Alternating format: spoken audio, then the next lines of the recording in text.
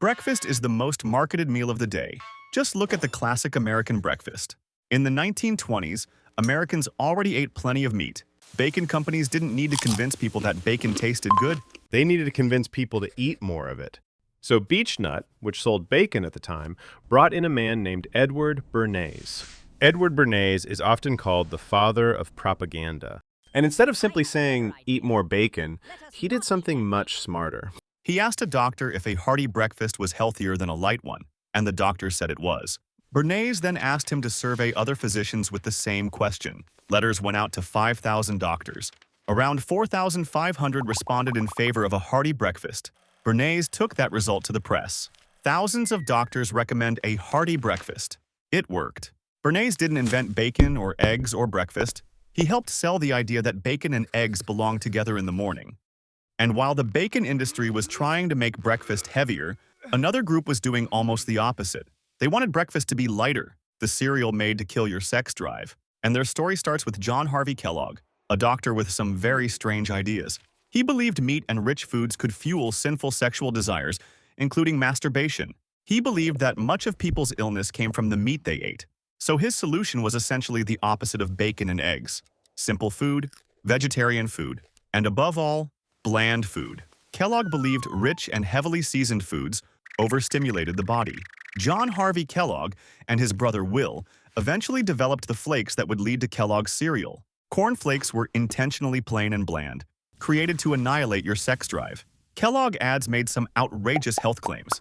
They advertised their products as curing indigestion in a flash, relieving headaches, enriching the blood, and even helping you stay slim.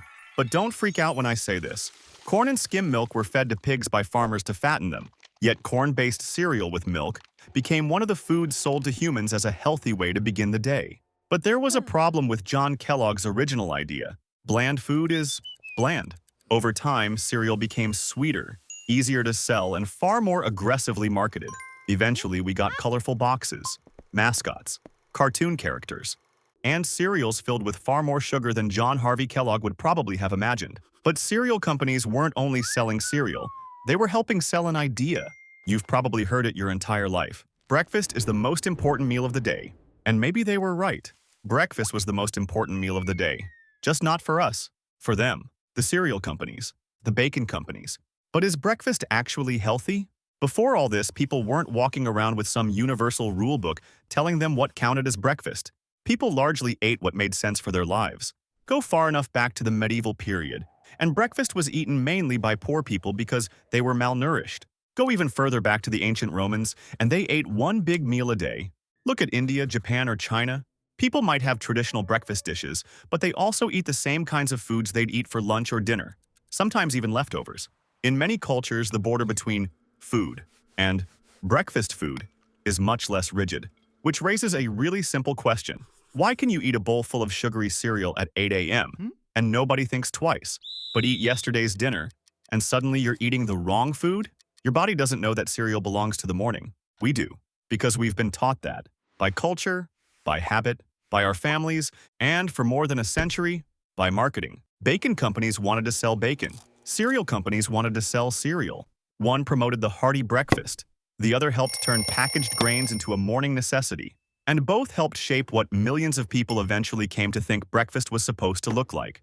They didn't just sell food, they sold the morning. So maybe the scam isn't necessarily eating breakfast, but what you eat.